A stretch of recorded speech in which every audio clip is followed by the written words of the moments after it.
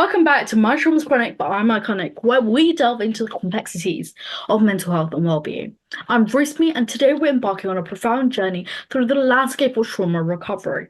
Trauma, in its many forms, can leave indelible marks on the human psyche, but amidst the darkness, there exists a path towards healing and restoration, even though it might be hard to achieve. Joining us today is Jacob Maspero, an assistant psychologist with a passion for guiding individuals through the process of trauma recovery. Jacob brings a wealth of knowledge and experience in various therapeutic modalities aimed at unraveling the knots of trauma and fostering resilience. Trauma recovery is not a one-size-fits-all endeavor, like many uneducated professionals would like us to believe. It's a deeply personal journey that requires compassion, understanding, and an array of therapeutic tools. Throughout today's episode, we'll explore some of the tools from the stalwart cognitive behavioral therapy to the innovative somatic experience and everything in between. Together, we'll uncover the intricate tapestry of trauma recovery, discussing the nuances of each approach and shedding light on the transformative power of healing. Whether you're someone navigating your own path to recovery or a compassionate ally supporting a loved one, this conversation promises insights, inspiration, and hope. Before we get started, make sure you like, comment, and subscribe, as it allows us to reach more people, then in return allowing us to continue our work. So, cozy up, get yourself a cup of tea, and let's get started.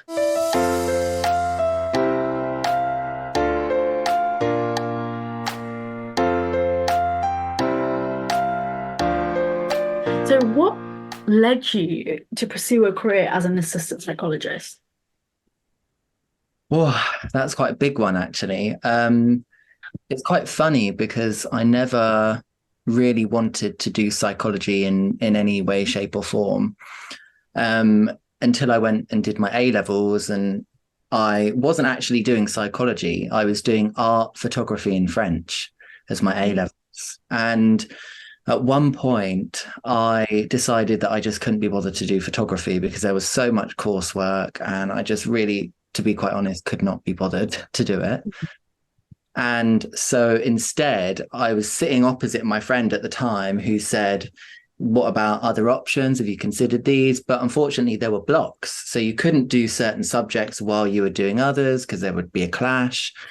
And so the only one that would work would have been psychology. So I just thought, okay, well, I might as well. Luckily enough, I had the grades in GCSEs to then study psychology, which then led me to go to uni because I really, really enjoyed studying psychology. And then finding out that I really enjoyed the idea of maybe becoming a clinical psychologist, but it's a long journey. So, yeah, and now I'm here. And so obviously I kind of did like that pathway and did enjoy that learning and that becoming a bit more than just learning about psychology. So I think a long-winded pathway and definitely a circuitous route, but I'm now an assistant psychologist and hopefully at some point a clinical psychologist, but I'm really enjoying it. How many years are left until you're a clinical psychologist? Oh, that kind of depends whether I get on to training at a certain point. But yeah, I mean, the training itself is about 3 years long. And after that, I'm a newly qualified clinical psychologist. And then from there on, you just continue to grow and develop. But I think for me, it will probably be four to 5 years probably still left to get applied. So it's a long journey. Very long journey. What does your typical day consist of as like an assistant psychologist? So I actually work two different jobs. And so 3 days a week, I work as an assistant psychologist, and the other 2 days I work at Aspen's Charities as a project coordinator for them. And so my time working as an assistant psychologist, there are kind of a few main areas to the role. So one of them is outcome measures. So making sure that clinicians are doing their outcome measures. We need to know that what we're doing is actually, evidence-based. And so we can see that it's, doing what we hope that it's doing, or if it's not, we can kind of see that. And so part of my job is to make sure that I'm encouraging every clinician to do their outcome measures, even though maybe they don't want to do them because they're just a little bit annoying. And then another part of my role is to do kind of consultations with the network around a care experienced child, and then also to do some stabilization work.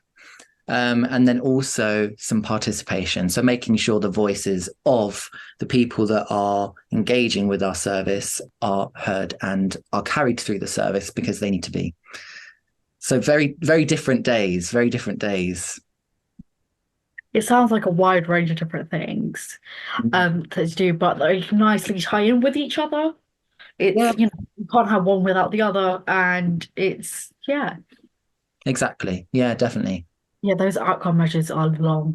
Like, Mm. oh, one out is. Yeah, Why is there so many questions? I guess it's comprehensive, but God, yeah, it's yeah. long.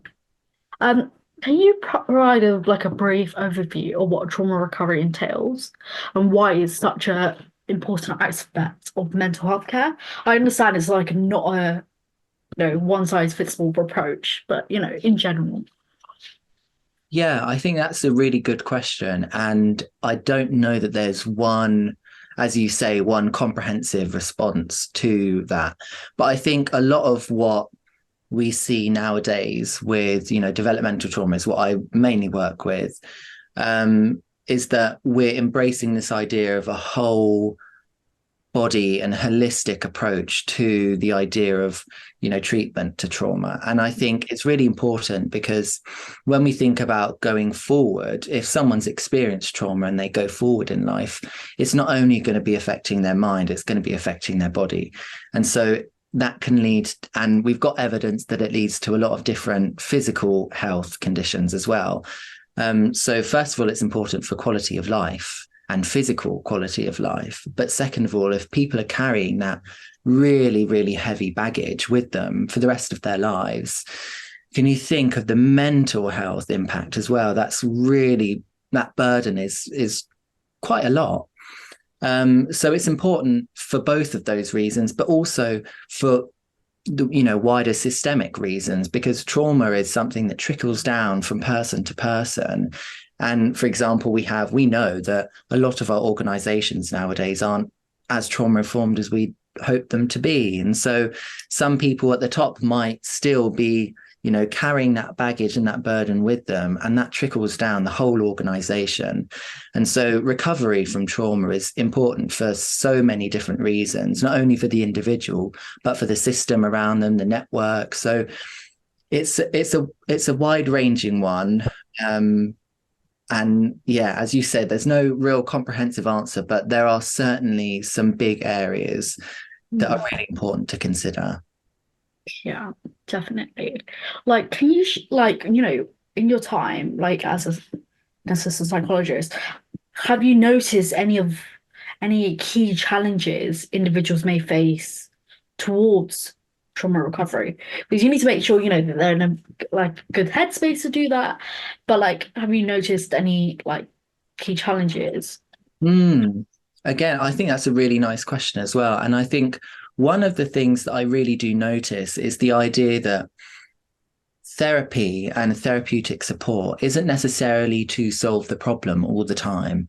Sometimes it's to sit with and to allow that person to cope much better than they currently are and help themselves as well. And I think it's something that a lot of the time people think going to therapy or going to get help is going to be the cure. And it's going to be that thing that solves it. And then you're going to be able to move on without that on your back. And I think one of the biggest lessons I've learned is that often it's actually to help that individual cope with those feelings and to help them move forward with it, not to push them forward, not to make them move forward or do that with them. It's sort of to help them take that first step, and then you can do it with them. So that's certainly something that I struggled with at the start, because I really wanted to be that person that was just gonna take all of this away, because obviously it's some of the experiences that care experienced children bring to our service are really not very nice, and they've left them with such a huge and profound impact that I of course would love to take those away. But yeah, it was a really difficult learning curve to think that actually sometimes you can't do that, and a lot of the time actually you can't do that.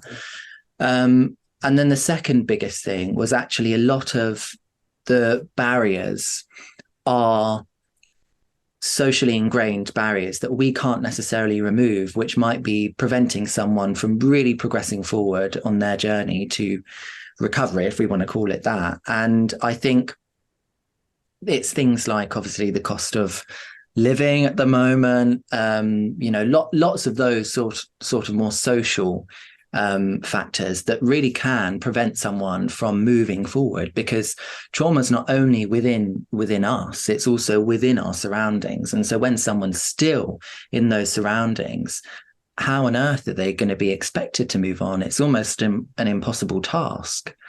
So quite a few big lessons for me, and I think there will always be more lessons, there will always be more learning, but definitely those are the biggest two that I can say now and think of now. Yeah. And it's so strange because like I'm also a care experience young person, if you don't already know that. But it's like, from the other side, it's like, you're so desensitized to the trauma that you've gone through, but it affects you in so many different ways. And Yeah. it doesn't even, like, for example, when I would get these like frequent, like it got to the point where I can't breathe, my chest is tight, Oh, my gosh. head might be hurting. So I thought, everybody around me, because I lived in a residential care home, Mm, everybody thought, oh, it was, it's like, it's when paramedics hear it, they're like, oh my God, it's a chest. We need to go there, do ECGs, do this. It turned yeah. out just to be a really severe panic attack. Mm, And it's like, and people, and like a lot of us have like asthma and stuff like that. And it affects every part of our like being. mm, And many people, even when you say sit with it, like many people think, what is that? Like, how hard is that going to be? Like, and it's such an unbearable feeling that people cannot like just take away. Like, it's, what I feel like is a really good example, vaping. It's like people, when they don't know what to do, they will take a vape and then put it in their mouth, like an mm, automatic thing. It's mm, like they have nothing to stimulate that feeling. And it's yeah. the same thing when it comes to pain. It's like emotional pain cannot be felt physically. It's not like, oh, take a paracetamol, ibuprofen, you'll get better in a few hours. Yeah. It's like I need the instant release, whether it's self-harming or, attempting to, end your life. Mm, And it's such a unbearable feeling that you can't like just sit with. And it yeah. comes, I guess self-harm comes in many different forms. Some people think it's like, emotional, like, Yeah. like it's just a feeling. Some people, like you're not validating that feeling. Others is like it's something physically harming themselves, or unfortunately trying to end their life. And it's like so unbearable. They feel like they have no other option. I know.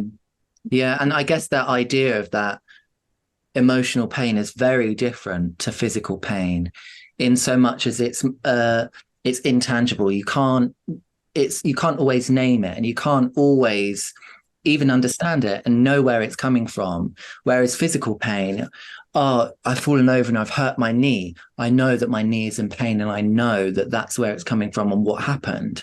Whereas when it comes to emotional pain, sometimes it's multi-layered and it comes in so many different ways. And it's up to you to do that same process of distinguishing, where does this come from and why am I feeling this way? And sometimes that is just such an unachievable, unattainable goal to set yourself, because you have been steeped in this traumatic environment for such a long time. And I think personally, my opinion at the moment is the world has got so much trauma in it at the moment. There are so many different things going on that can affect us physically. These symptoms can be physical as well. And they're the sort of forefront of it. And then it's up to us to then go, where does this really come from? And I think that's sort of what I'm referring to with the idea that therapy isn't necessarily a cure, and you're there to kind of help someone figure that out and help them and go, well, have you noticed this? And even that idea of sitting with something, it can be such an unbearable task if you really are, as I said, steeped in that trauma. How are you going to be able to notice that and accept that and integrate that within you, that something that's happened to you that put you at such a survival risk? How can you sit with that? It's an incredible task. Yeah. And I think I really like the way that you spoke about it there. It is just such an important one as well. And it's like, I forgot what I was going to say, but I remember the question that I was going to ask. What Yeah. was going to be, and it's like, especially with, I remember now, especially with like developmental trauma, you Mm. know, it's probably not just gone through physical neglect, but emotional neglect. And like, for example, I'm 18 and I don't know how to name my emotions. I have a wheel for that, like, and it's like they think people, who have not experienced trauma, not neurodivergent, they automatically assume that you don't just know your emotions. Like you'll be like, oh, I'm feeling frustrated. I'm feeling really like sad Mm. and stuff like that. And it's like to name or recognize a feeling is so hard. Then how are you supposed to like, go through those layers? And it's Yeah. hard. And like I think it's really, really frustrating when an individual has gone through so much and when people are like, oh, you can do it, that's like a maybe they can learn to do it, but right now they can't. When they say that, you'll be like, yeah, right now you can't do it, but saying you can and you can because somebody's cognitive age doesn't match up with their emotional age, Mm. it just means that they need different support. I feel like certain professionals, not just hospital or like clinical professionals, also professionals like in residential care homes, stuff like that, need to understand Yeah. that as well. Do you ever feel hopeless as as you're like meeting these new young people and you're like, the pain seems to be growing and it's so noticeable, Mm. but there's nothing I can do to like soothe the pain or take all of it away? I think that's a tough one. That is a really tough one. That feeling of not making progress with someone, that idea that things are just getting worse. And it's one that we often see with care experienced children that have a lot of developmental trauma. But often we see this when these children are becoming more secure in their placement and they're becoming more relationally bonded with a residential carer or a foster carer or in a relationship that's significant to them.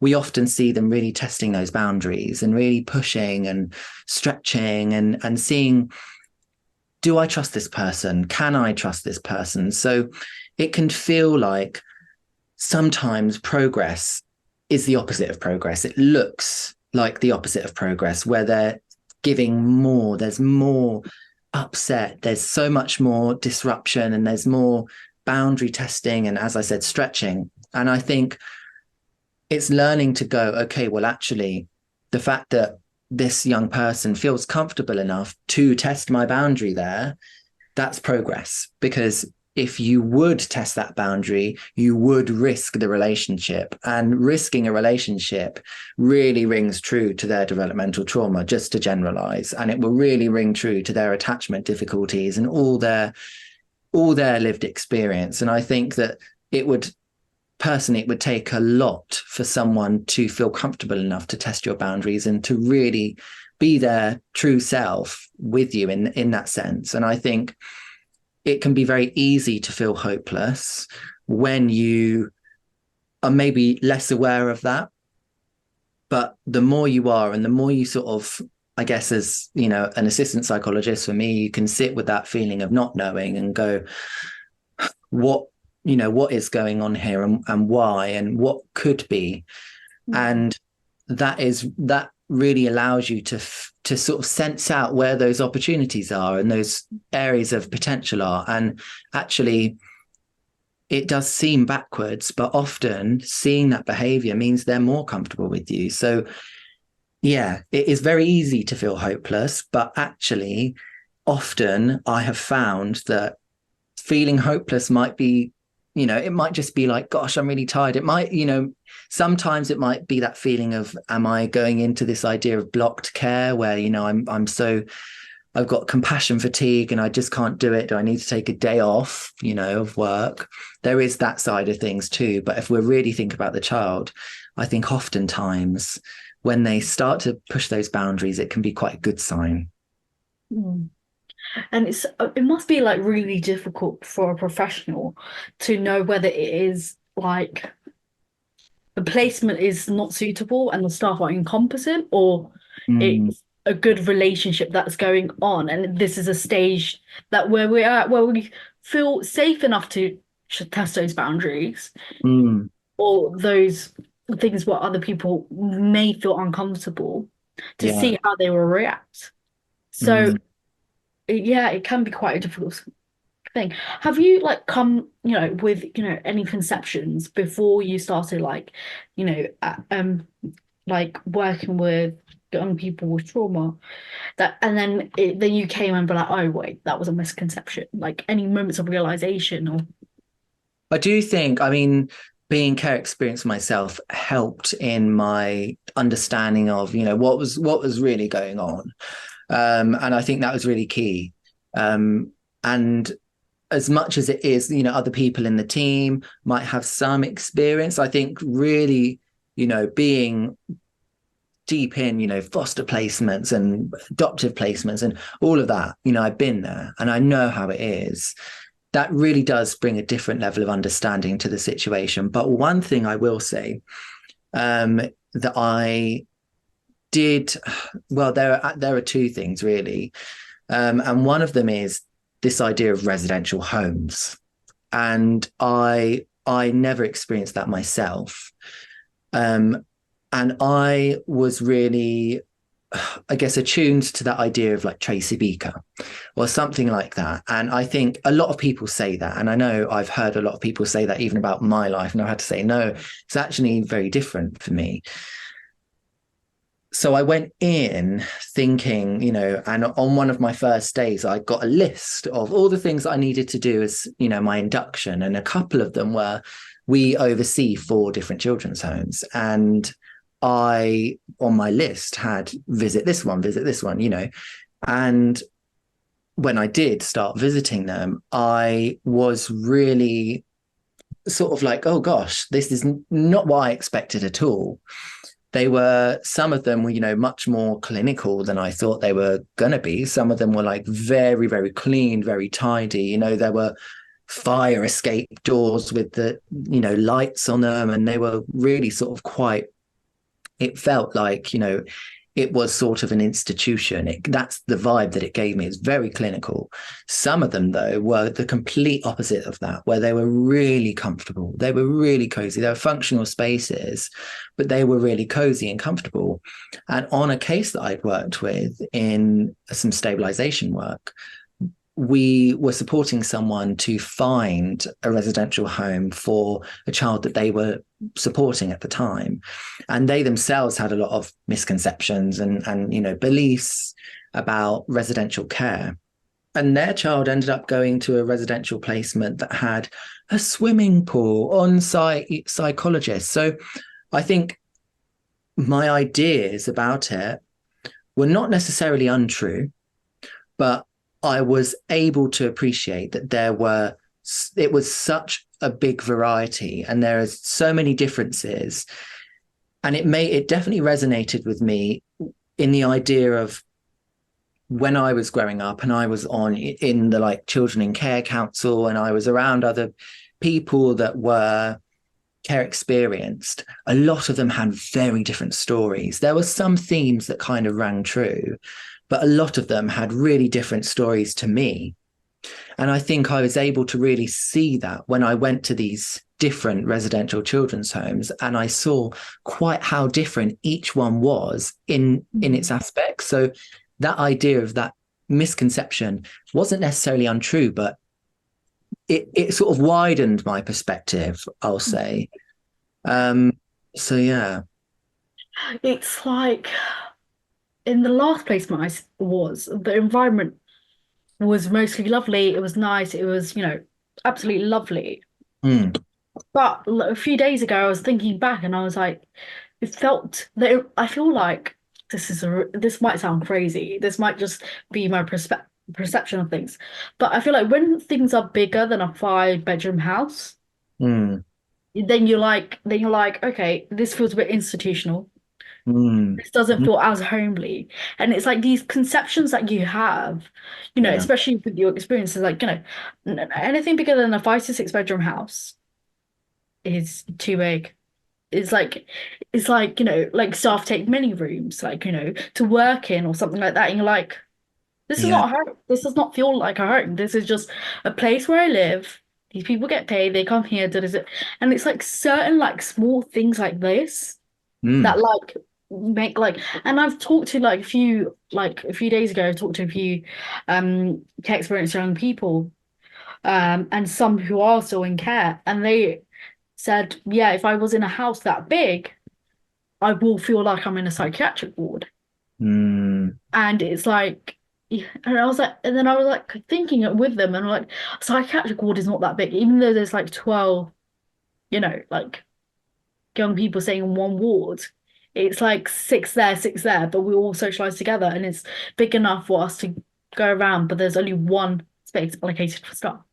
mm. I feel like when there's more than one space allocated to staff, it becomes less homely. Yeah. And I hear what you're saying as well about the idea of too many people. And Mm. I think what I see that as maybe for me is that if I were in that position, I'd find it really hard to trust that I have love and care from staff proportionate to how many children there are. Because if you start to have too many, where's the support and the care and the time and it that can, I mean, the idea of distribution, it sort of, it's like where there's not enough staff as it is and there are so many, so it's a tough one. And I guess with the idea of staff spaces, often I see that becomes quite a big thing for children in our homes that Yeah. support. And I do, again, actually, I didn't say, as part of my role as well, I do a lot of like duty work. So when we get safeguarding concerns or incident reports, I sort of write them up and put them on the system. And a lot of the time, it's sort of, there is that idea of conflict around the staff space and the children's space and what's the home and what's work, and those boundaries and those sort of barriers between your staff. You care and you're helping me make my dinner, but you're also being paid to be here. Mm. That sort of idea of like, this is my childhood and I'm spending my childhood with you, but you're being paid to be here with me. And what we were speaking about with sitting with something, how can you sit with that? That's such a huge thing to feel that, gosh, these people that are showing me love are being paid to show me love. And that's hard. Yeah. And that's something that when I spoke to my foster carer about when I was getting older and starting to make those realizations, I really sort of, said, but you get paid to have me. So, you may give me a curfew, I was in my rebellious time. You may give me a curfew, you may do this, but you're being paid to do that. So, it's your job. Your job is to make my life difficult. And it was all of those feelings, this is just your job. You're just doing your job, Mm. not you're being my parent. And, and it can feel cold. And that's what I felt. And I don't know that I was in a training again the other day, and that got with social workers, and we gave a scenario, and that was one of the scenarios. How can you show acceptance when a care experienced young person comes with you and says, well, you're just paid to be here? How can you show acceptance? I don't think any of us really came up with a good enough response. I don't know that there is a good enough response to that. It's such a really, really tricky one. And even being care experience myself, I don't know what your thoughts are, but I don't even know what I would give as a response to someone else, even though I've been in their shoes. It's such a hard one. It's I don't know, but what I don't know if I were to answer that question. Let me think. I would probably be like, you know what? Yes, I do get paid to look after you. Yes, I get paid. However, I love and I care about you, and Mm, that's never going to change, no matter if you have an incident, whether you get upset, whether you get angry, we'll have good times together, we'll have bad times together. I'm here for the long run, yeah. and nothing's going to change. And you might not always trust me, and that's fine. But I will always keep up to that standard where you can feel Mm. like I will look after you and protect you and not hurt you. But we'll work towards that. Yeah. And I think that response is so lovely in so much reassurance is given. It's really nice to sort of give the child that.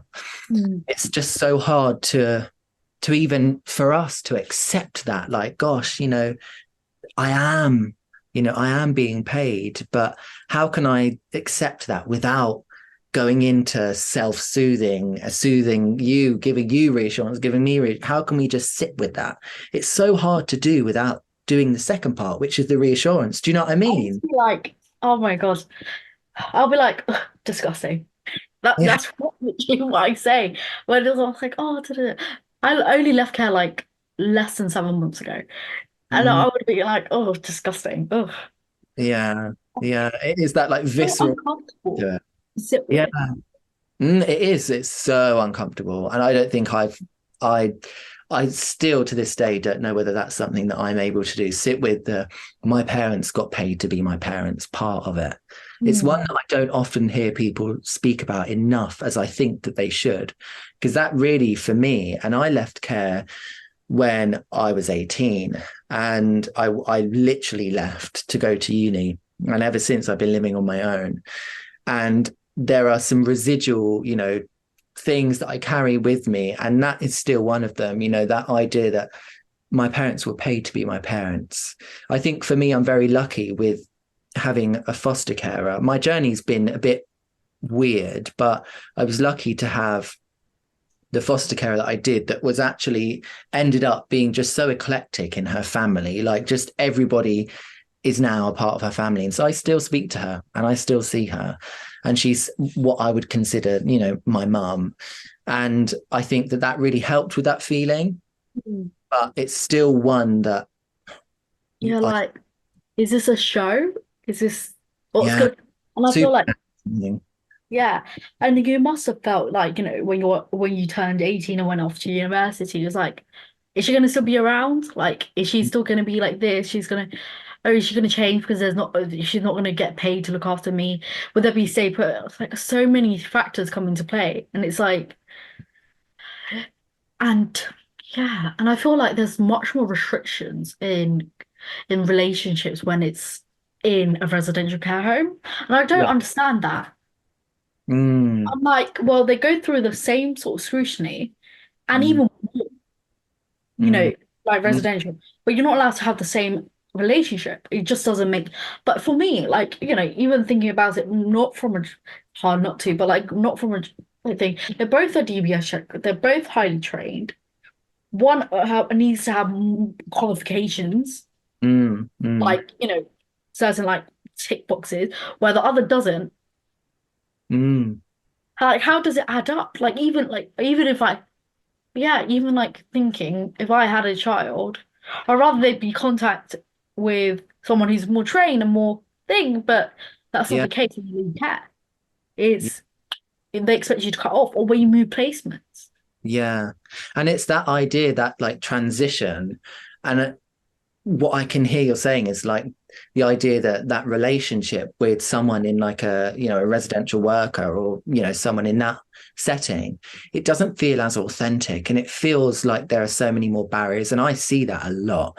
That's one thing that I've noticed a lot as well, that it doesn't feel quite the same. There's not quite the same, I don't know, connection in some ways. And I think a lot of what maybe I see is that there are so many transitions, so many change of faces, a lot of the time that, yeah, the same faces do come back, but they leave, they Mm. do go. Whereas when you're in a foster home, you sleep, not together, but you sleep in the same house, you wake up in the same house, you eat all together, and it's different. And even, you know what? It's one thing that I never understood, or Mm, sleep-in stuff. I understand if you have less incidents at night, you might have some sleep-in stuff, but I'm like, mm. you're getting paid to sleep. I know it's a funny one. And I'm like, it's never reassuring. Like, I feel like a lot of young people find it's not reassuring. Okay, so because I have less incidents, I require less care, but I require this level of care. And it's like, a lot of people with trauma, they don't sleep well. Not all, just like, Mhm. quite a bit of people, quite a few Mm. people. And it's like, well, I still don't sleep. I'm awake still. I'm in my room, but there's only two members of staff awake, and I'm one member. Depends on the ratio that you're on, but like, Yeah. Yeah, it's an odd one. And there's no real right answer to it, I don't think either, is there? It's just that all of those assessments about the level of care that you need and, those ideas, it's hard because at the end of the day, when you're going through that process of finding out more about yourself and, really going through that process that we were speaking about earlier of introspection, where does this pain come from? Is it coming from my knee? Where is this from? And you really are going through that process. And oftentimes, with developmental trauma, we really do say that secure relationships are the antidote to trauma. And it's really hard to find that security in a relationship that might be constricted by a barrier based on an assessment of the level of care that you might need. So you're saying that, at night some people don't sleep very well, and that's something that, it's a shame that those things so often do get missed and they only get picked up afterwards. And it reminds me of a conversation that I was having with someone in my team the other day about trauma. And in terms of developmental trauma, it's not necessarily about exactly the event, and it's not necessarily about exactly what went on in that event. It's the impact that it's left you with. And it's not necessarily, just that immediate impact of what's happened to you now. It's the impact of now, maybe you're in a residential children's home or you're in foster care and you're in a broken system, as I will call it with chest, I'll say it with confidence. And that's another impact. And, it's so multi-layered as well within that. But yeah, and within that system, within that broken system, it's really hard to then pour more into you and fill you up even more and create those secure relationships, because it's such a hard task when actually, as again we were saying earlier, you're still within that context of the impact of trauma.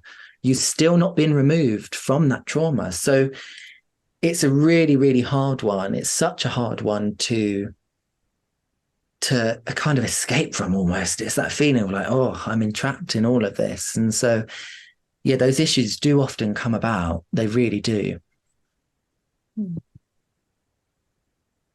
it's and it's like I feel like it's from my experience and from I feel like it's a reoccurring theme is not in my life but like in the system Mm. is allegations get found when they're like people the allegations that are true, nothing or very minimal, the actions that happen from it are very minimal Mm. from social services or other authorities. However, when it's an allegation that's not true, it's taken so seriously, and that even changes a child's life and makes it questions. Okay, so the person, the corporate parent, Mm. social services, do they actually care? Are they making the right choices, the right Mm. decision? Why are they making choices without me? I feel like it doesn't matter if you're a child, it doesn't matter if you're an adult. I feel like you all have to have allowed to make certain choices Yeah.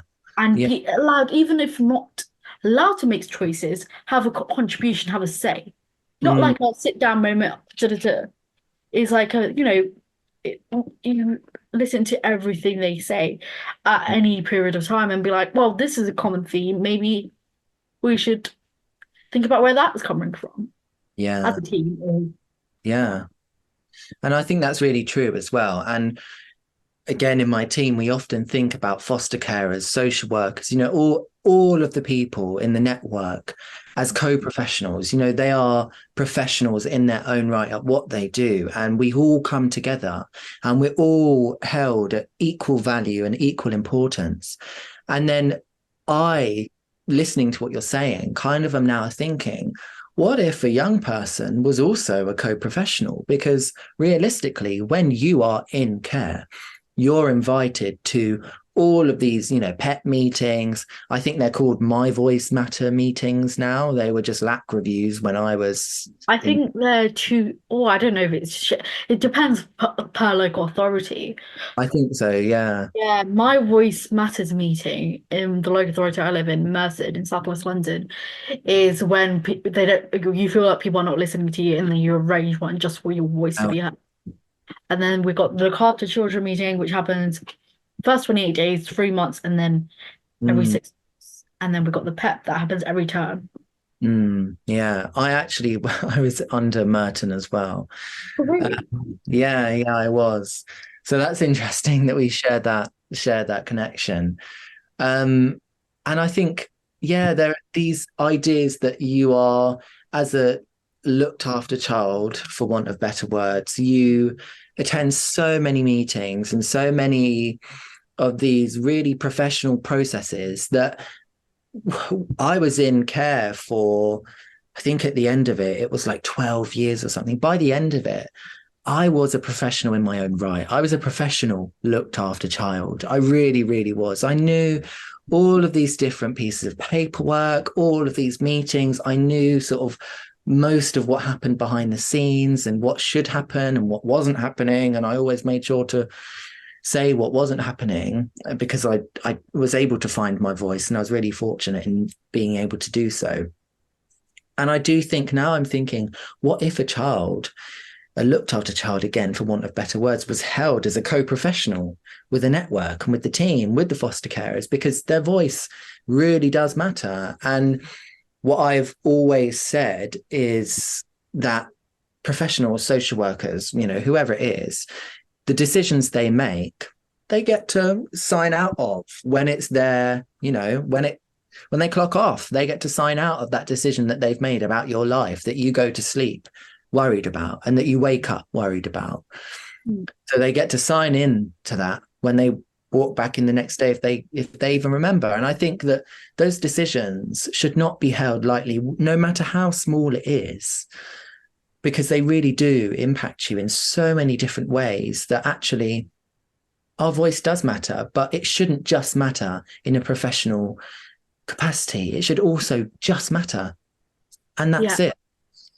And the thing is, I'm like, I tell people, like, but like, if you're gonna ask every historian, every whatever can write about Michelangelo, but only Michelangelo knew why he did this, knew why he did that, why he wants it to look a certain way with his paintings.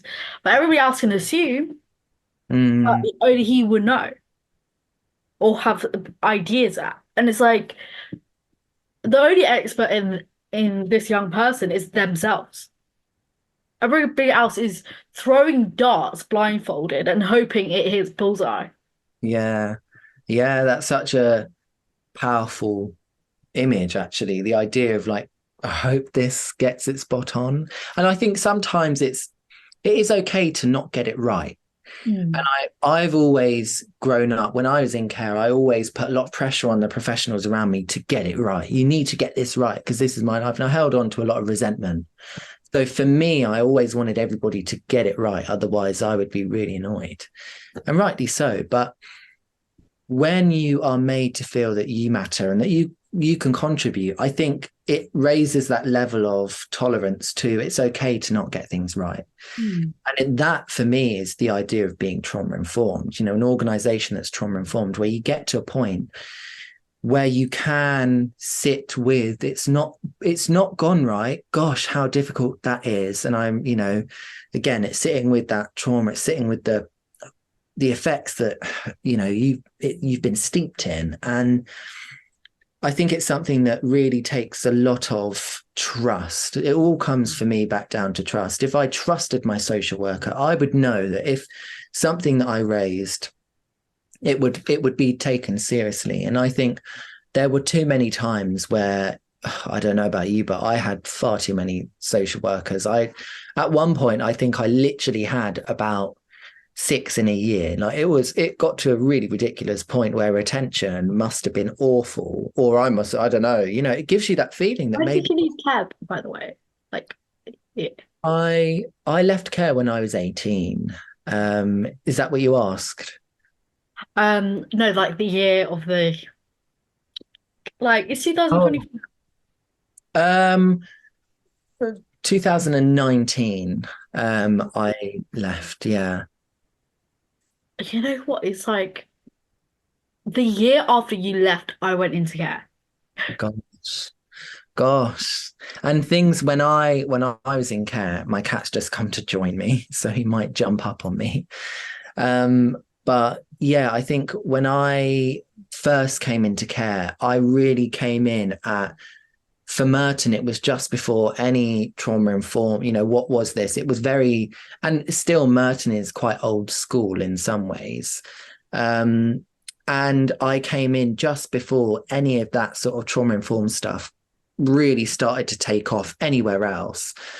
And by the time I'd left, it started to be paid much more attention to and started to really gain a lot of traction. And so often what I say to people is I experience that paradigm shift. I experience, from A to B, what that looked like. And it's never a finished article, but from before knowing, before becoming, before trying to become, to trying to become, that process is very interesting. It's a really interesting one. What changed? Why did it change? And, what continues to change?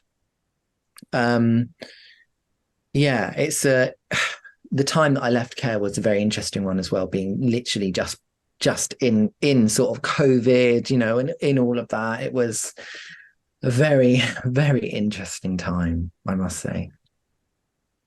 And I feel like everything started during COVID, like all the realization, all the epiphanies. Maybe Mm. people had too much time by themselves. I don't know. But Mm. I feel like people in authorities started having epiphanies like, oh, maybe this is wrong. Maybe this is. Yeah.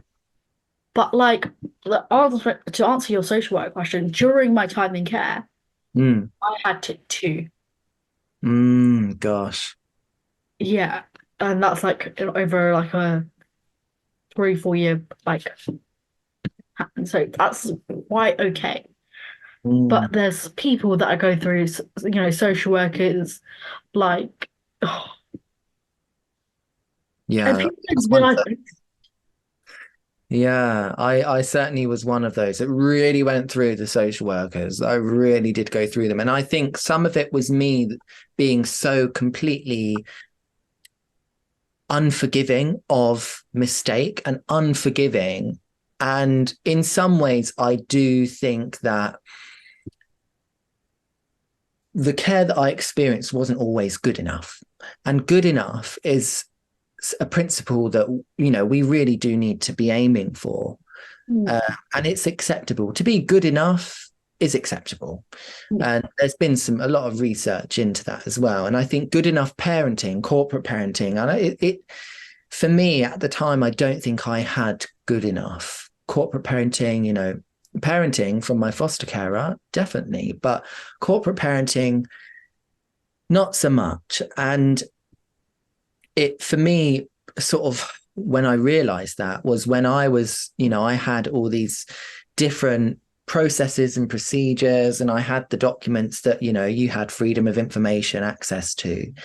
and I requested them and I got them, and so that I had a benchmark that I could be referring to. Because after having so many social workers, you kind of then just have to go, well, what am I entitled to? What are you supposed to be doing for me? Because if I've got someone new every few months, I need to at least know what I need and what I should be getting. And I think in some ways I had to adopt that role. And that was founded on distrust. It was founded on so many different things. And it's a shame because that to me feels like not good enough. I had to do a lot of that by myself. I feel like, oh my God, I completely like can empathize with that feeling.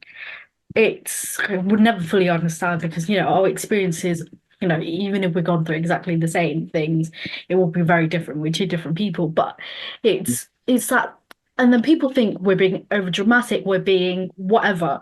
And it's like, no, if it's to do with your life, you would have reacted the exact same. And this is where the conversation of pay comes into it. Mm, Factor again, is like, is it pay? Is when it's your life, and let's just say it was something utility wise, right? Like the heating in my bedroom doesn't turn on, but whether it's your house, you'd be down the yeah, council, oh yeah. you'd be like, you fucking did. But when we do it, it's a problem. Yeah. But when It's a you do it, it's safeguarding. absolutely. Yeah. It's an incident. It's a safeguarding. When we're raising, roof because something isn't right for us, then it's we got to write about this and put it in your case files. And I think yes, there is a need to record these things and there is a need to really do all of that. But I think there's also this idea of what should be seen as normal and what is not currently seen as normal for care experienced young people because they are care experienced. And a lot of the idea of, healthy anger, healthy aggression, healthy anger, healthy bad emotions, because not, angry is not a bad emotion, but in society it is because it's never been expressed healthily and it's never been sort of seen as a healthy thing. And I think for looked after children, there is a lot of anger. For me, there was a lot of anger. There was a lot of annoyance and upset and sadness and all of those sort of perceptive, they're sort of bad emotions, how people perceive them. Yeah. And I couldn't really ever healthily express those without it being a big thing because, big experiences lead to big emotions and big behaviors because behavior is communication to my emotion. And I think, Behavior has negative connotations to it. yeah, yeah. It's automatically deemed as bad. Mm, mm. And it's Sorry. a shame. It's a shame that that idea of healthy feeling hasn't, you don't feel that that's sort of been appreciated either, because it wasn't something that I felt was really appreciated on my journey. Yeah, it's a Yeah, tough. yeah, definitely. Like, you know what? This is the difference in care, like that I've noticed through my journey, right? I feel like for what up to a year, maybe a little bit less. I was accepting of situations, no matter Mm, how dangerous they are or how, like from other people's, from foster carers not feeding me, abusing me to, stuff like that. And then you mm, can only tolerate so much because then afterwards you're like, no, fuck this shit. I've mm, I've listened to everything you said and it's not working. It's time for me to take control. And then adult social care, you'll think, oh my God, this person is, you know, aggressive. They always go to our manager. They always go, but you've not proven me otherwise. This person is being as loud as they need to be. If mm, they need to go loud, like I told, like a manager a few weeks ago. It was literally 2 weeks ago that I just said, you know what, this is not acceptable. mm, And mm, just said it as it is. Because if it's not acceptable, you can't just sit down and take it because it's just going to keep happening again. And when looked after children and care experienced young people put their foot down, you know it's serious. You better listen. or Yeah. else I'm gonna just shout and escalate it and escalate it and escalate it. And young people, I feel like, need to know what they're entitled to, like whilst they're in care as well as after care. Mm. They need to know what they're entitled to. They need to know what is, what they can do and what their care should look like, the bare minimum. And they Yeah. should be like receiving care that's beyond that. Yeah. Like young people, this is where I'm like, this is where a lot of us, a majority of care leavers, end up in the criminal justice system. Mm. Mm. Because Mm. we're fighting and fighting, and at the end of the day, if we need somewhere like, with he saying or our basic needs need to be met, Mm. then maybe I need to find illegal ways to do that. Yeah. I Yeah. need money and money, and not in every, like, for example, like a 13-year-old boy that I know, he's still 13. He's like, well, I have no other choice. How am I going to eat? And he's Mm. like, I'm Mm. like, nobody's going to give a 13-year-old a job. Gosh. And it's like, this is really frustrating because this shouldn't be happening. And you know what? What his actions may not be seemed as like, this is where survival comes in, you know? Mm. Like, Mm. I need to do what I need to do no matter what. Right. Yeah. And Yeah. it's like, and I understand where he's coming from. And I'm like, if I was him, I would think this is totally acceptable. And you know what? Like, nobody, you know what? No local authority, no police, no like medical staff, CAMs, or whatever, can say it's unacceptable behavior. Even though it's illegal, they can't say it's unacceptable behavior until his circumstances change. He's doing what he needs to do. It's like Yeah. people. It's like people when their children are involved, and if they need to murder the person that's hurting their children, they will do so.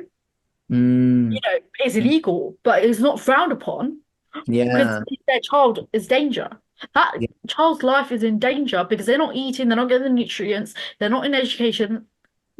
What else Mm. are they going to do? Yeah, do you know what? I've never really thought about it that way.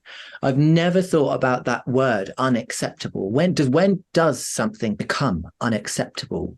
And oftentimes I think in these incident reports that I see, they are always saying, unacceptable use of, vocabulary if they're swearing and they're calling people names. And we reminded the child that this behavior was unacceptable. Well, unacceptable means a lot of things. And now, actually, from this conversation, I think that's something I'm going to go away and really reflect on because actually, is it unacceptable or is their behavior acceptable for what they're experiencing? Is their level of care?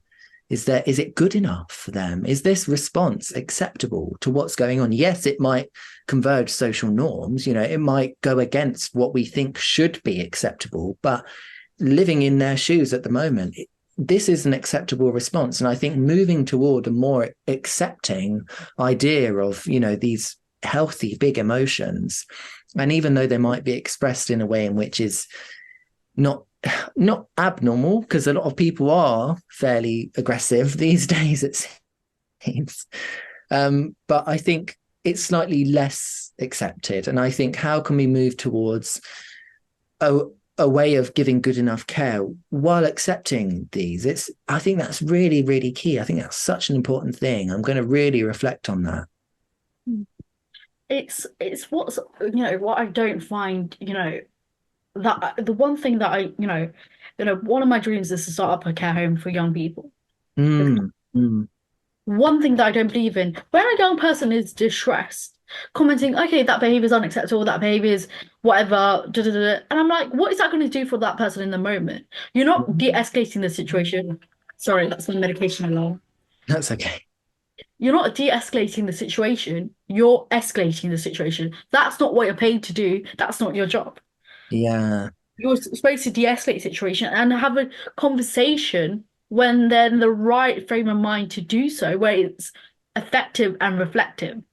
Mm. And it's like, I'm like, their behavior is acceptable if unacceptable behavior by staff, I hate the word unacceptable, but unacceptable behavior from staff happens, any behavior that a young person child or adult shows back is acceptable. Mm. They because and people are like, okay, there's this young person that I've worked with, they're like 14. They would never they have autism Mm. and they and learning difficulties and they don't often react to situation. It's very internal. Mm. And one day and she's non-verbal, and one day this member of staff kept touching her hair, be like, "Oh, it's messy, it's messy, it's messy." Like Mm. it's not messy. It's just a bit untidy. She's been like playing all day. What else is it going to look like? Yeah. Like, and she was like, "Fuck off!" This girl doesn't speak to anyone. I'm the only person that she speaks to. So for Yeah. her to just say "fuck off," amazing. That's great. She's communicating what she needs. Because Mm. usually people forget, people will communicate in very Mm. um unnoticeable ways. Mm. Like, for example, when before I get distressed, there might be some signs, even if it happens within a few minutes or a few seconds, there's signs, but I will stop talking to anyone or socializing. Mm. And then you're not reacting, you're still continuing to do what you're doing. Mm. It's like people raising the voices, for example. You Mm. talk softly at first, but you don't get the reaction. And usually after the first time they go shouting. Yeah. Yeah. And And it's I, like it's the yeah. same thing, but in behavior. And that's the only way they can communicate that. And I feel like communication is a great part. Not every young person can communicate. Mm. Cognitive age should never come into factor. Like when it comes to emotional, behavioral things, it's like it doesn't match up. The facts don't match up. If Mm. a child is behaving like, a perfect student, whatever a perfect student is getting, all nines, socializing, has a good friend group, I'll be worried. I'll be like, what's going on that I don't know about? And they've gone through certain experiences. Yeah. Yeah. And what I love and you should definitely like quote this, and claim it because I think it's really nice what you said. Any behavior to something that was unacceptable, put it in nicer words than this, um, is an acceptable response. And Mm. I think that is just so key, really, really key. And it's not something that I really thought about, which is just, oh gosh, like I think it is so true. Any response to unacceptable behavior in that sense, in this context that we're talking about, is an acceptable response.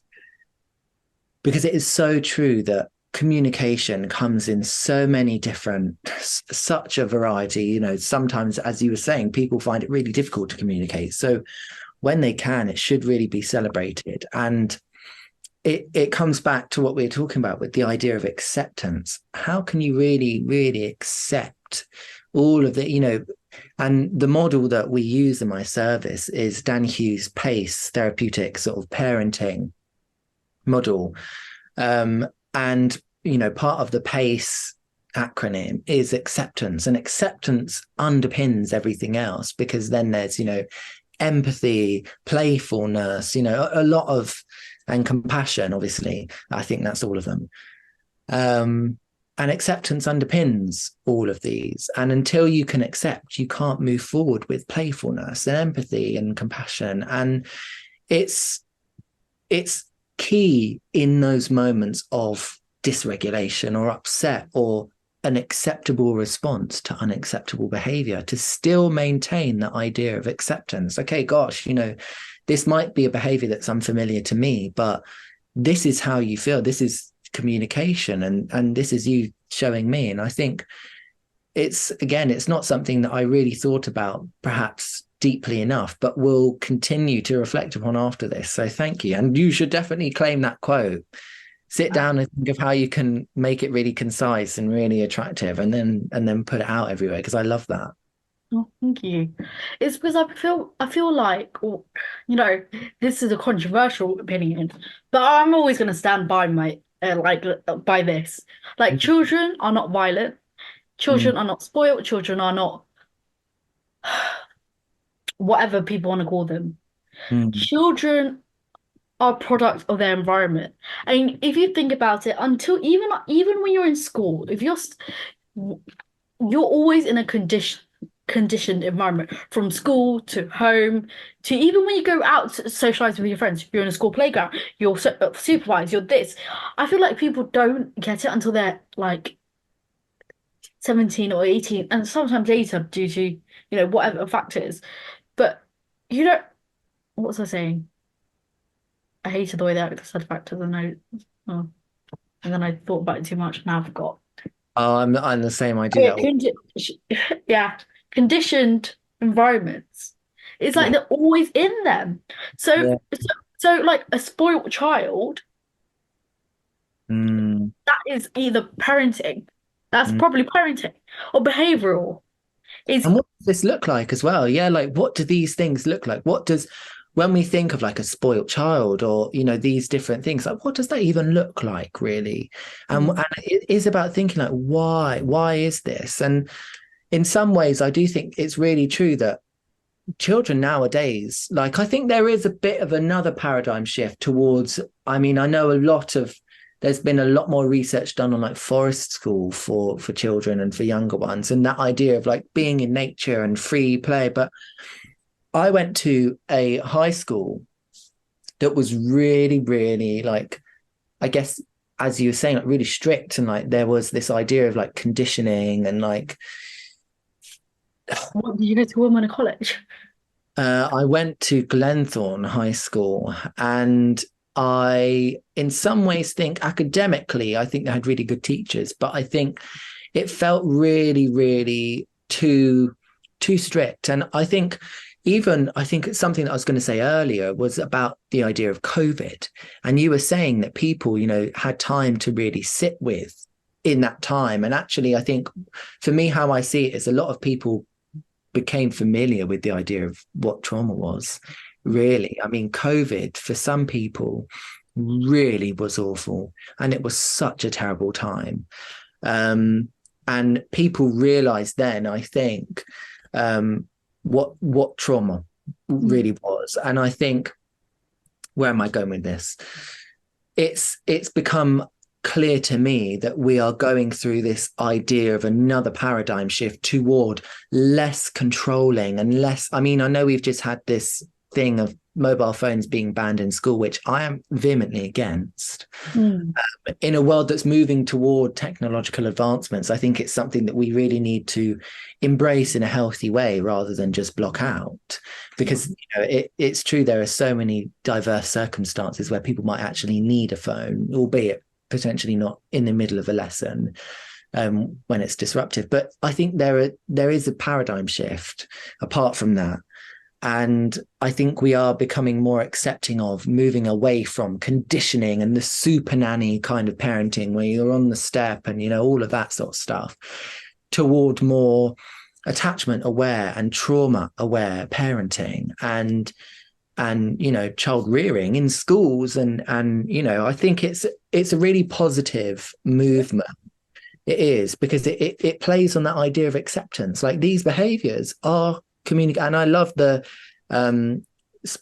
specifically the quote from Karen Treisman: every interaction is an intervention. And another one from her is obviously behavior is communication. And really those two combined is just so true nowadays, because we've all gone through collective trauma of COVID. And this new idea of acceptance and moving away from really, really structured environments, and that it's based on the idea of acceptance. So I'm hopeful for the future. I'm hopeful that we're moving away from that. Yeah. And it's like, and I feel like in an like, in an extremely conditioned environment, I'm like, it just causes rebellion. That's Mm, it. I feel like, and this is another thing that I was thought about earlier is because a child has an incident, let's just say they're out on free time. No, because they have an incident does not mean you automatically stop free time. You put certain things into place. And I feel like after it happens a few more times, you will think about it. mm, Like, okay, maybe this is not working. We've tried what we can, but just stopping everything is going to increase incidents in the house. Whilst in outside, it might be a moment and then they can bring themselves together. And I feel like the one thing that children are not allowed to do, but like you said, there's a shift, but Mm, children are not allowed to do is self-regulate, mm, mm. or nobody's helping them to self-regulate. Yeah. And it's like, and I feel like if you don't give them the chance and you just intervene, then what are you doing? You're not teaching them how to regulate. And a lot of people with developmental trauma don't know how to self-regulate. And you Mm, know what? Is instead of like taking over the situation, why don't you write co-regulation and then eventually they'll self-regulate? But that co-regulation should always be there. It doesn't matter if you're an adult or a child, but sometimes adults need to vent to like adults. Or yeah. adults need to like talk about it, scream at each other, whatever they need to do.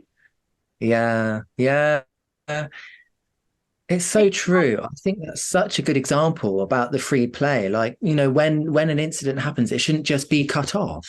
It should be, what can I do to really help? Like, gosh, that's really hard for you. How can we both together move through this? Because that is so hard. And it's that acceptance again. And it's really true. And I think what I'm now thinking of is that idea of, you know, how big is the home and how much resource do we have? Because obviously we know there aren't nearly enough foster carers nowadays. There's not nearly enough funding. And I think that's where it trickles down into those smaller interactions. Because, sorry, I don't know whether you've heard that, but my laptop's just done a notification. Well, okay, I'm glad you didn't hear it anyway.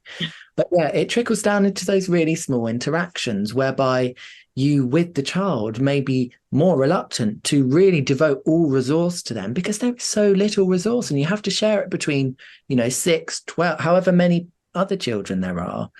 And it's really true, that idea of co-regulation. And I think it was something that I struggled to do, actually, co-regulate. I was much better at self-regulating because I didn't need to rely on someone else and trust, and it was all of that sort of stuff. And I think for me, I was able to self-regulate, but it took me a long time to learn myself what feelings were and what emotions were and why was it that I was feeling this way and was it acceptable to feel this way. And I think, yeah, it's a steep learning curve. And I think it's so true, again, what you're saying, like these things should be supported, well supported, but it's just so hard. It's so hard. And it's sometimes, again, another one of these big lessons that I've learned when I came into this job, even though I knew it before from being care experienced, is you do have to cope with things that aren't good enough because there aren't enough resources. And I was in I think it was a group supervision for the team. And they were talking about a young person that was experiencing abusive care from a foster carer. But the only other alternative was for them to be homeless. And they were just about to do exams. And I think it was a really tough situation. And I was struck with this idea of moral injury because, of course, you want to say, get them out, move them, but actually, sometimes you have to cope with a bad situation. And it's sometimes not good enough. And that's okay. And how can we really sit with that and accept that? How can you do that? Can you do that? Oh my God. Yeah, and that was another big lesson I had to learn as well. It's so far and wide and reaching, and it's a tough one. It is really a tough one. And all of these things that we're talking about are so interconnected with each other. It either comes back down to trust or acceptance and these big words. Funding maybe might be one. And But I'm like, can you hear that? no. Okay, great. The thing I'm like, you know what annoys me? I'm like, this funding, they have a budget, but they can go over that budget. And I'm Mm, like, in like certain situations, I'm like, go over the budget, like, or because it'll work his way like out eventually, like yeah. whatever. Like, so you got, and it's like. prioritizing somebody's safety over, and it's so much. And I'm like, and the thing is, and what, like, I was talking about this with maybe in another podcast, but you can be homeless whilst being in care. And I'm like, Mm. if a parent threw a child under 18 out, what would that look like? Or they put them in hospital instead, depending on the severity of the needs. Mm. And or like whatever. And I'm like, it's just a child should never be homeless. And if they are homeless, there should be in a supporting environment until then. Yeah. And it's such a shame that we know that sometimes it's not good enough. It's such a defeating feeling to just know that sometimes what we provide and what we aim to do is just not good enough. And that's hard to sit with. It's another one of those really difficult ones. And I mean, it feels now like we're just talking about all of these things and we're like, God, it's not good enough. It's not. But I think there is also a lot of good. There is also a lot of good, and there is also a lot of hope.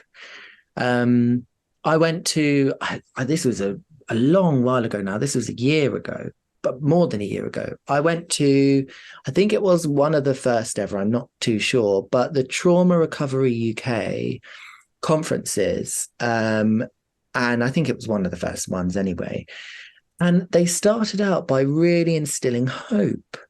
And I think that was so useful because we today have been speaking about some really tough things, and it's so easy to know that a lot of the time it's not good enough, and these situations just are so frequent, unfortunately.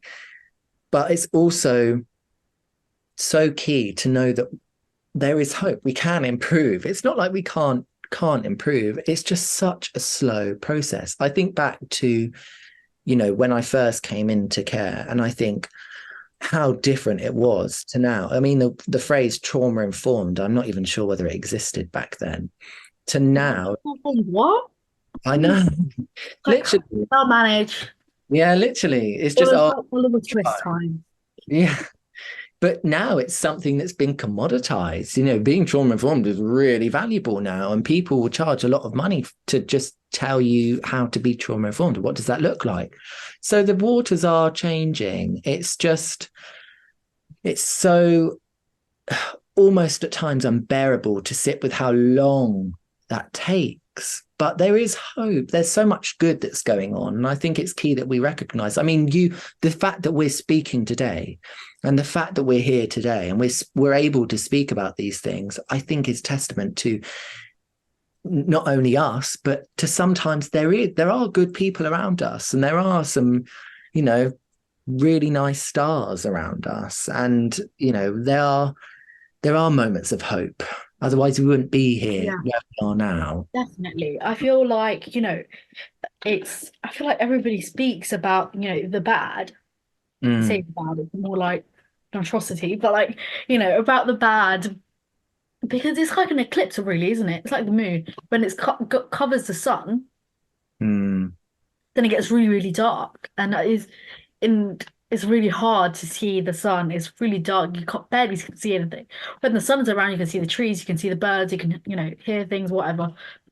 And I'm just like, it's it's a lot of fighting.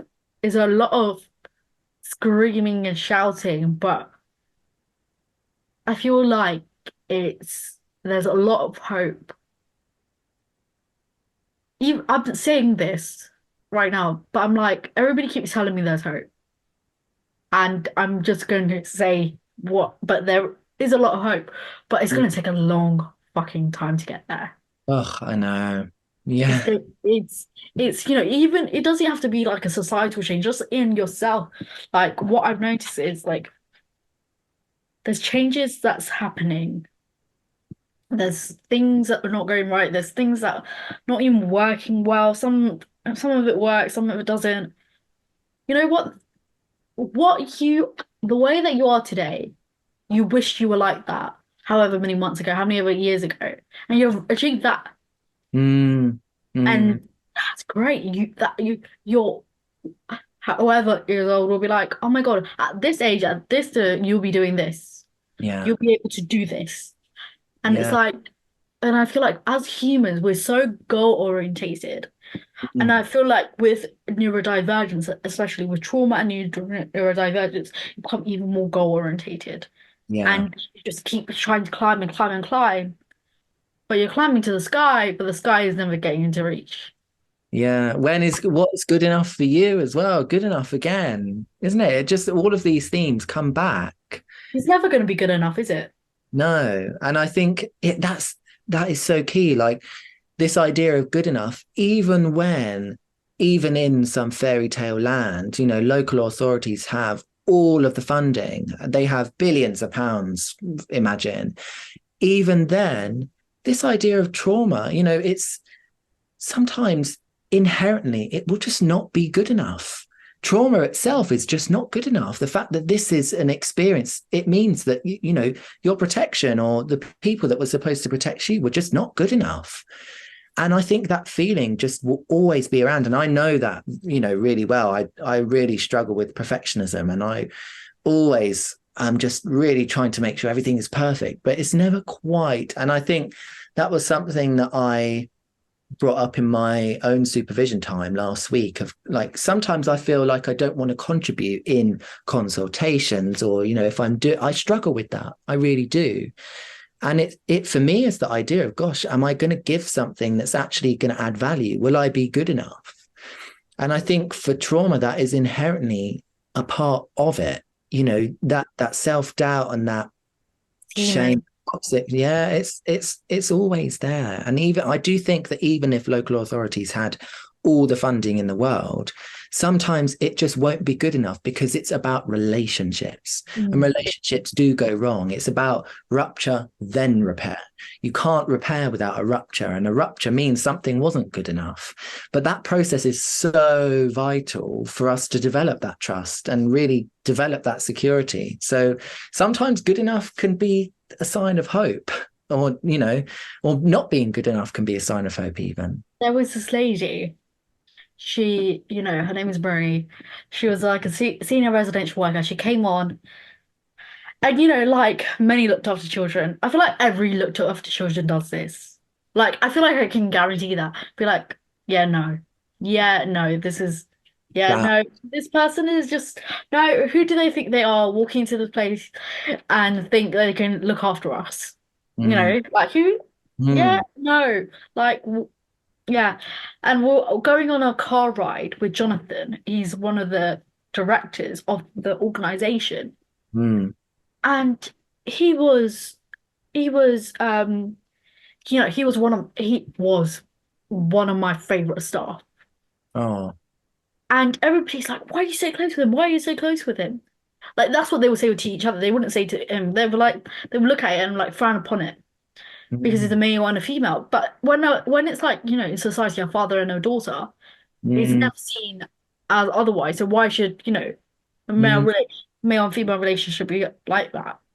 mm, Um, and then one day we were on the drive and she asked me, she didn't just make assumptions, she didn't just talk and whatever.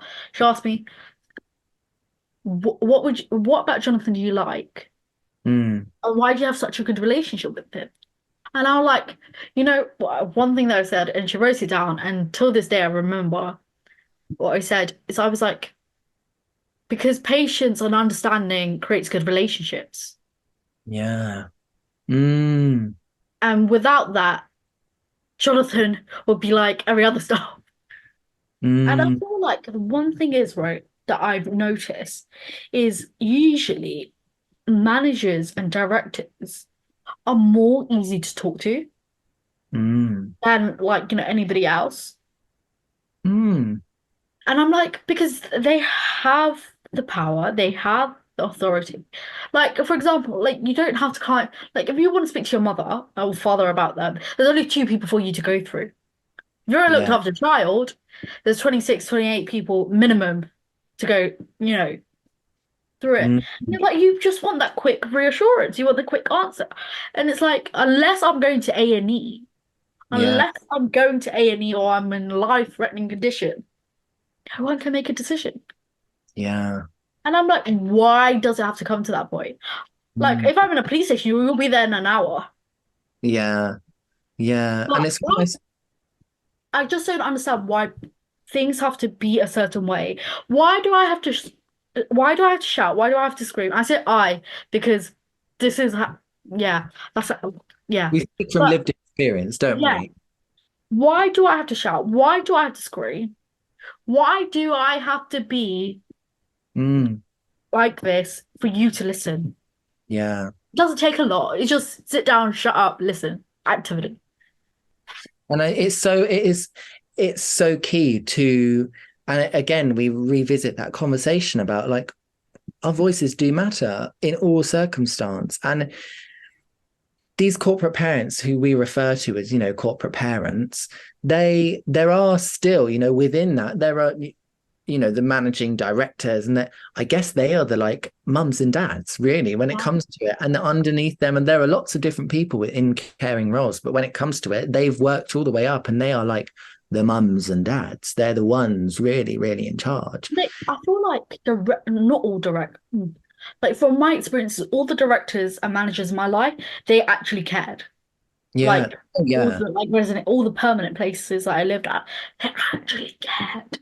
Yeah. Whereas people at the bottom, I feel like it gets like like it's one of the two ways. Either your staff are shit, what Mm. is not good enough, and then your managers are amazing. Yeah, that's the only way that it really goes. But like all your like team are okay and your like management's amazing. I feel like management, you can forget the passion, but you can remember the passion one again. Something Mm. can refresh it. Mm. And I do wonder as well, like with the less senior staff, I do wonder if there is that aspect of maybe sometimes there's blocked care, maybe there's compassion fatigue. There's a lot at play because I guess they're the ones that are really keeping it going. There's so much on their plate. And I think with social workers nowadays, there is just so much pressure. There is so much going on. And it's easy to think like for us, that results in things that aren't good enough. Yeah. And for them as well, they're in a situation that is just not good enough. They have a caseload of far too many. They've got time pressures running out of their ears. It's like ridiculous. So I think it's it's nicer that I had this experience too. There were a couple of situations where I went literally straight to the director, and met with them and spoke about some really important things, and they were lovely. They were really caring. They answered my emails, but I'm sure they didn't do that to everybody. And I do think that there is something about that idea of that power dynamic as well, that there is at play where you go to these people when you really need it. And almost in a way, they're aware of that and their power dynamic. I mean, for them, that's probably like, gosh, this is what my job is about. And there's nothing to say that they're not passionate, caring people, but I do think that there's a lot on their plates as well. But when someone comes to them, care experience or someone with lived experience, and they say, this is really going on, I think they really do try and listen. And I think that's what I'm thinking of when I think of hope, that I know that there are times, there have been times, and there continue to be, where people aren't listened to and things fall through the cracks and they don't get taken notice. They don't get noticed. And I do think we are moving away from that, and that power dynamic of I do have this power and I care, so I'm willing to use it for good here. That for me fills me with a lot of hope. But again, as you're saying, like there are people that, less senior staff that sometimes that power dynamic between you and them still exists, but sometimes they Not don't. that much of a difference for a dynamic either. Like we both have the same amount of power, none. Yeah, yeah. And sometimes that power dynamic still, it doesn't get used for the good, and they don't, in the same way as more senior leaders, listen and really take note. And I think in some ways that can be really, really detrimental. But I do think it's a result of the system and the not good enough and all of that. And it's so hard because it's the impact of the trauma that trickles across the service. And I do hope that in some way, shape, or form in some fairy tale land that social workers and foster carers and all of these people do manage to get clinical supervision, I think that would be such a valuable resource for them to be able to be aware of these, to reflect and to really engage with that in a different way than they perhaps currently do, and become aware of that. But yeah, I think it's noticing all these things. Gosh, there are so many things, aren't there? There is. I feel like I'm now thinking of a way to conclude. Um, It's so hard. It's so hard. Don't feel pressure to conclude because some of these things are our lived experience, which will always continue.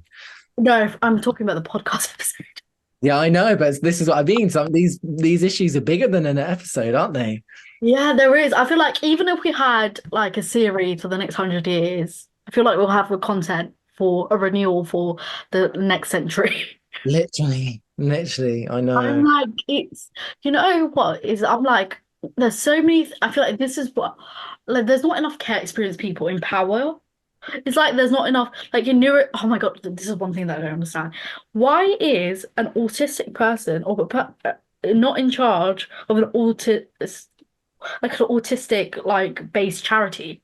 Mm, mm, Why is it some regular person? You're like you can like provide things, but it's never going to be yeah. the best it could be because Mm, you don't have that experience.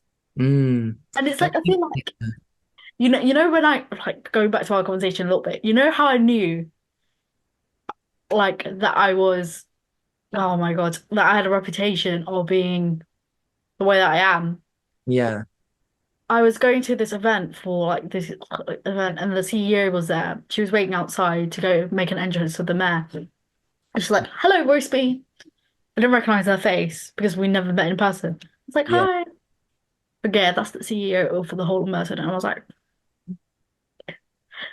Alicia, like, yeah, yeah, and I was yeah, like, yeah, I don't know. Like, it was so embarrassing, but everybody knows not to mess with me. yeah. And I feel like a young person should never be that way. No, yeah, That it's you so are cute. making them be this way, and they're going to be like this, and it's another barrier that they have to work towards breaking. But you caused it, and you're. It's like I feel like if social services has a social services, Mm, well, so many children will be removed. oh my gosh. And I'm like, why are we not holding professionals and local authorities to the same standard? Mm, It's mm, like if Super Nanny came out and what's her name? Joanna. yeah, Joe Frost. Jo Frost, and that she was neglecting her children. Her children are, like saying out after hours. Then you'd be like, wait, but all the stuff she did, all the work she did, like it's all Yeah, fake. Like I feel like people should be held to the same standards. yeah. And I Yeah. think it is, yeah. Power comes with responsibility, Mm, and don't get into a position of power if you cannot do anything. And if you're in a position of power, do not deny it. You are in a position of power. Like, acceptance, isn't it? It's yeah, about like acceptance of I the am the flesh. whatever. It's Yeah. like, and I feel like people with lived experience makes good managers is because we don't have tolerance for certain things. Mm, Like mm, there's been like this happened in very early days when a member of staff got abusive towards me, and I was like, okay, if you got abusive towards me, how are you going to be with like the staff? And I mm, just let them go because I'm like, no, you're not doing this shit. mm, Like I feel like people need to be held to the same standards. If I did that, I would be like, okay, bye. Like mm. I don't want to do this anymore because my head's not in the right space. Well, if I go do something like that, you should. And I'm like, why? Yeah. Take deep breaths. Deep breaths. You know what I have on my phone screen right now? This What? is for to help me self-regulate because the only thing that I care about is my enhanced DBS. Oh yeah, yeah, So I have this like picture. It's not my picture. I just want to say before somebody copyrights whatever. Well, yeah. let me blur my screen. Yeah, I was gonna say it's blurred. Your phone was blurred. Oh gosh, yeah. Oh my God.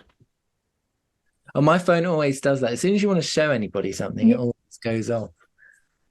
Yeah. To remind myself when I'm getting angry, Yeah, burn a place down, yeah. not kill people. Responsibility. Yeah, That's the only thing that's keeping me going.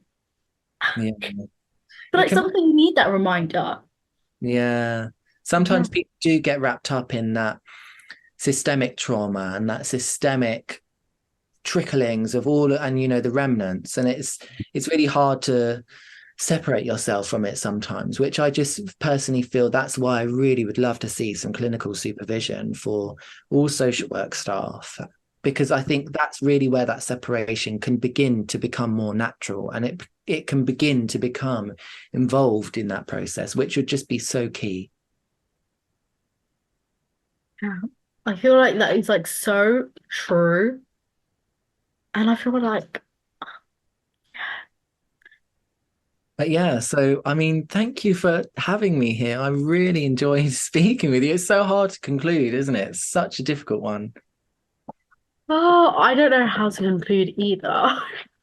I'm just like this. I could be like doing this for days. So thank you for coming on. It was a very insightful conversation, and I feel like a lot of looked after children or people who work in the care sector or social care sector Mm. can relate. Yeah. Yeah. I mean, I hope so anyway. I hope there are people out there that will listen to this that really are able to resonate. And I'm sure there will be. I mean, just the fact that we've spoken about some really big things today, I'm sure there will be quite a few people that go, oh, I'm aware of that feeling. I know that. And I'm just hopeful that for people that may not be aware of these things, that it brings that level of awareness, that maybe there are so many differences still between people that have shared experience, that this can provide much value. Yeah, definitely. Thank you so much for coming on to our podcast. It means a lot. Thanks very much for inviting me. I'm so glad to be here, and it was lovely to chat. And that concludes another wonderful episode. We traverse through the labyrinth of trauma. And thank you so much for Jacob for joining us today. If you found our discussion insightful, don't hesitate to share it with your friends, families, or anyone who may benefit.